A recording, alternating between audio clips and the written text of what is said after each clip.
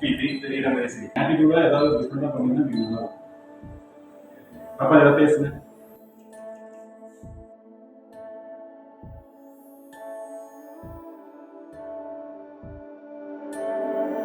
ஒரு வேழம் நாகம் ஒன்றை வீழ்த்த பார்க்கையில் ஒரு தாழம் பூத்தெடுத்து மருண்டதாம் சகி.